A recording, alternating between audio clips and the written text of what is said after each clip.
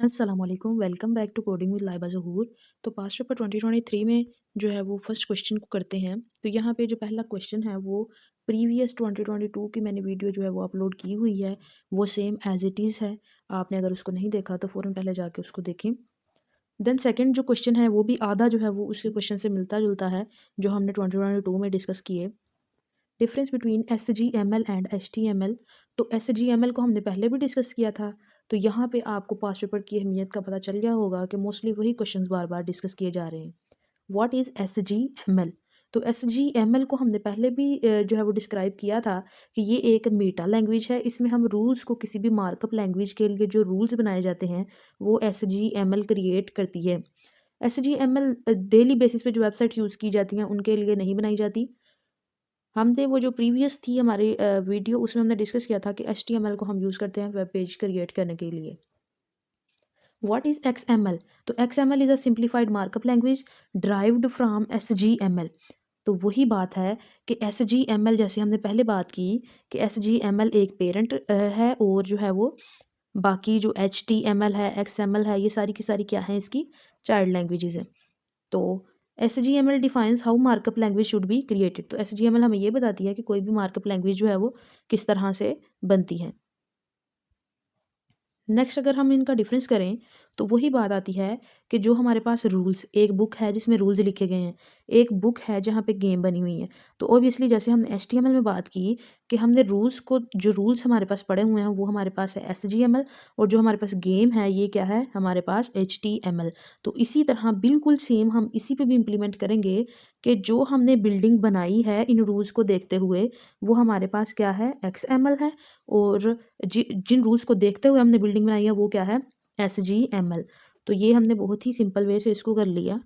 Next हम ये एसजीएमएल heavy है, कॉम्प्लेक्स है, डिफिकल्ट है इंप्लीमेंट करने के लिए। उसके बाद एक्सएमएल जो है लाइट वेट है, इजी टू रीड है, प्लेटफॉर्म इंडिपेंडेंट है, किसी भी इसको ज़रूरत नहीं पड़ती है किसी भी प्लेटफॉर्म की। फिर अगर हम बात करें नेक्स्ट क्वेश्चन की तरफ, अब हम चलते हैं क्योंकि इसको हमने कंप्लीट कर लिया है। नेक्स्ट है जी, what is DHTML? D stands for dynamic. अब हम देखते हैं डायनामिक HTML। तो सबसे पहले हम डायनामिक को समझते हैं कि जब हम किसी भी रिस्पॉन्सिव चीज़ की बात करते हैं, फॉर एग्जांपल अगर ये बटन है एक, अगर मैं इसको क्लिक करती हूँ तो इसका कलर, चूँकि क्लिक जो है फ़िलहाल जो है ग्रीन है, लेकिन जब मैं इसको क्लिक करती हूँ तो ये क्या हो जाता है, येलो हो जाता है। इट मीन्स कि ये एक रिस्पॉन्सिव है। Dynamic HTML is not a separate language. ये कोई भी अलग लैंग्वेज नहीं है। Commonly used in web technologies to create dynamic web pages. अब बेसिकली अगर हम HTML की बात करें ना, तो ये एक पेज का स्ट्रक्चर है, एक ढांचा है, ठीक है।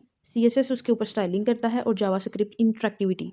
अब जो है डोम क्या काम करता है, फॉर एग्जांपल इस पेज में अगर हमने कुछ भी इंसर्ट करना है या कुछ भी हमने डिलीट करना है या कुछ हमने अपडेट करना है, तो ये सारा काम जो है वो डाटा मैनिपुलेशन करेगा। तो यहाँ पे हमने जो है वो इस कॉन्सेप्ट को भी समझ लिया है। Content changes without page reload. तो user interaction is handled instantly. Example अगर हम रियल वर्ल्ड में देखें तो, अगर improve user experience by making web page interactive and responsive. For example आप यहाँ पे एक पेज है आपका, उस पे आप कोड लिख रहे हैं, दूसरे पे आपकी आउटपुट चल रही है। अब यहाँ पे ना आपने क्रोम पे देखा होगा, ऊपर ना लोडिंग का ऑप्शन होता है जो क्या करता है, रिफ्रेश करता है। फॉर एग्जांपल जब भी आप कोई कोड लिखते हैं ना, तो यहाँ पे आप रिफ्रेश क्लिक करते हैं तो आउटपुट आ जाती है। अब यहाँ पे देखा जाए तो ऐसा भी हो सकता है कि ये रिफ्रेश को हटा दिया जाए तो आउटपुट जो है वो डायरेक्टली आती जाए। फॉर एग्जांपल कि अगर आप यहाँ पे लिख रहे हैं ना हेलो, तो सेम एज इट इज़ ना, विदाउट एनी रिफ्रेशमेंट हेलो भी सेम यहाँ पे प्रिंट होता जाए। तो ये यहाँ पे डायनेमिक का आपको कोई भी लोडिंग करने की ज़रूरत नहीं है। तो यूज़र भी इस चीज़ से इंटरेक्ट करता है कि जो पेज है वो क्या है, रिस्पॉन्सिव है। नेक्स्ट क्वेश्चन है हमारा TCP/IP, transmission control protocol and internet protocol. सबसे पहले ना हम इसके कॉन्सेप्ट को समझते हैं। अब फ़र्ज़ करें ये हमारे पास एक सेंडर है और ये हमारे पास एक रिसीवर है, दो कंप्यूटर्स हमने बना लिए। अब क्या है कि TCP और IP का हम यहाँ पे फंक्शन पढ़ने लगे हैं। अब जब भी आपके घर पार्सल कोई भी आता है ना, तो वहाँ पे आपका ना एड्रेस लिखा होता है। For example this is address. अब ये जो एड्रेस है ना, हमने ये एड्रेस पड़ा हुआ है इधर, तो हमने क्या करना है, यहाँ से डाटा को यहाँ तक पहुँचाना है ताकि इस एड्रेस को उसकी जो है वो लोकेशन एग्जैक्ट डेस्टिनेशन पे पहुँचाया जा सके। ये काम है IP का, इंटरनेट प्रोटोकॉल का। ठीक है। एग्जैक्ट उसकी जो एड्रेसिंग है उसको कॉपी करना और या उसको फॉलो करना, ठीक है, ये काम किसका है? आईपी का। अब टीसीपी का काम क्या है? ये सुपरविजन करता है आईपी की।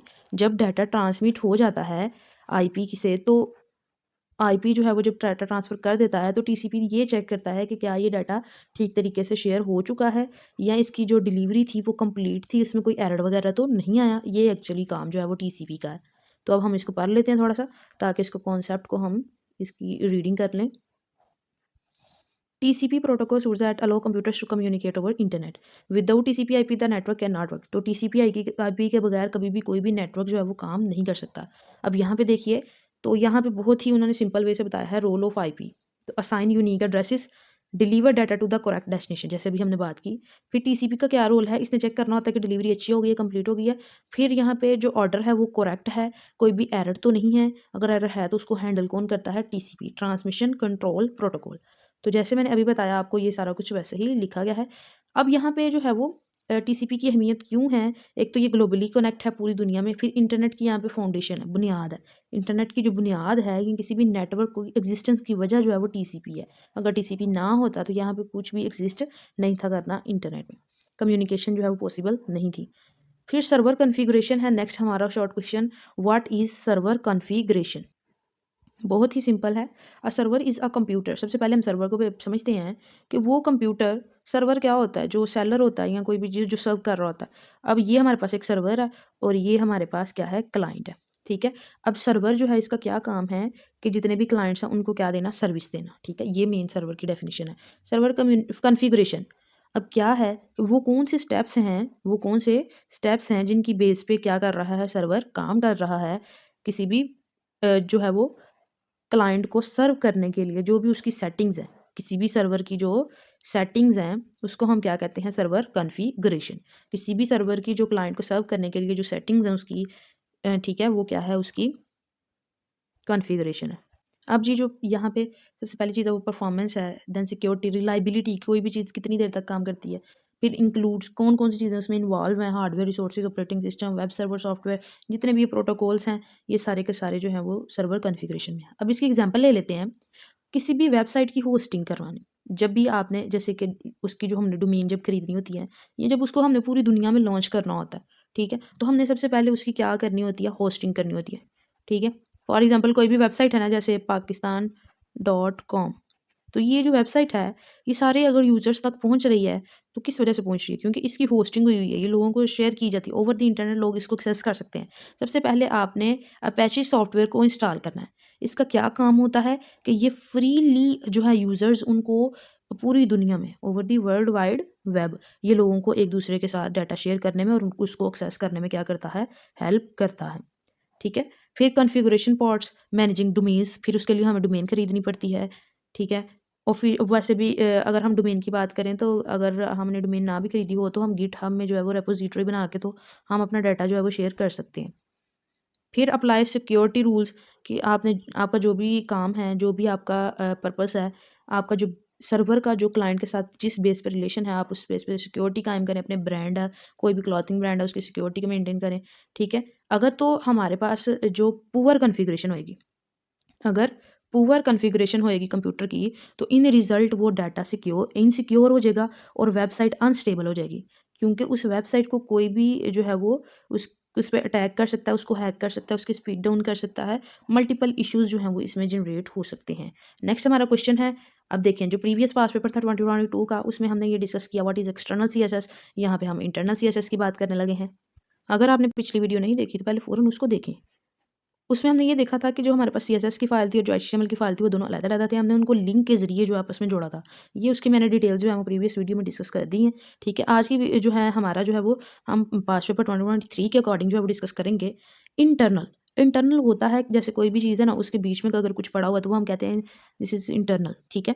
अब इंटरनल सीएसएस का क्या मतलब है कि आपकी एचटीएमएल की एक फ़ाइल है, उसी के अंदर आपने सीएसएस को ऐड किया हुआ है। अब यहाँ पे समझने वाली बात ये है कि आपने एचटीएमएल के अंदर सीएसएस को किस तरह से एम्बेड करना है। तो ये बहुत ही सिंपल है। सबसे पहले आपने क्या बनाई, हमारे पास सबसे पहले आ गई एचटीएमएल की फ़ाइल एक। जब फ़ाइल आई ना, तो वहाँ पे आपने ना सबसे पहले हमारे पास होता है हेड सेक्शन, ठीक है। अब जो हमारा हेड सेक्शन था ना, उसी के अंदर हमने जो है वो अपना जो है वो CSS के लिए एक सेक्शन बनाना है, जिसके लिए हम HTML में स्टाइल टैग को यूज़ करते हैं।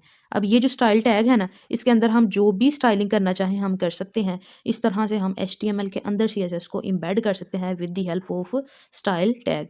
अब जो भी फॉर एग्ज़ाम्पल अगर हमने किसी पैराग्राफ को कलर करना है, for example paragraph colour is equal to sorry colon blue, तो पैराग्राफ का कलर हमने क्या करना है ब्लू। तो ये चीज़ इतना जो सेक्शन है ना, ये हम इस टैग के अंदर लिखेंगे तो ऑब्वियसली उस HTML टैग के अंदर जो है वो जितना भी पैराग्राफ का सेक्शन है वो क्या कलर उसका क्या हो जाएगा ब्लू हो जाएगा जितना पैराग्राफ है।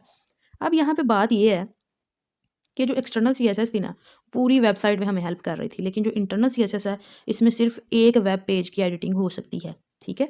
वो जो करंट वेब पेज है ना, जैसे ये मैंने फॉर एग्ज़ाम्पल 1.html एक फ़ाइल बनाई हुई थी, तो ये सिर्फ़ इसी फ़ाइल के अंदर ही चेंजेस करेगा। इंटरनल CSS का यही काम है कि ये स्मॉल प्रोजेक्ट्स के लिए यूज़ होता है, टेस्टिंग लेआउट को चेक करने के लिए एक पेज वेबसाइट के लिए यूज़ हो सकता है, ठीक है? इनलाइन CSS सिर्फ़ 1 एलिमेंट को देखती है, इंटरनल CSS 1 पेज को देखती है और एक्सटर्नल CSS पूरी की पूरी वेबसाइट को देखती है, ठीक है? अगर आपको वीडियो अच्छी लगी है, अगर आपने कुछ भी इसमें से सीखा है तो वीडियो को लाइक करें। अगर आपको वीडियो अच्छी लगती है तो कमेंट सेक्शन में लाज़मी बताया करें कि आपको वीडियो कैसी लगी है। अगर आपको कोई क्वेश्चन हो तब भी आप कमेंट सेक्शन में मेंशन कर सकते हैं और चैनल को सब्सक्राइब लाज़मी करें और अपने दोस्तों के साथ लाज़मी शेयर करें। मिलते हैं नेक्स्ट वीडियो में, तब तक के लिए अल्लाह हाफ़िज़।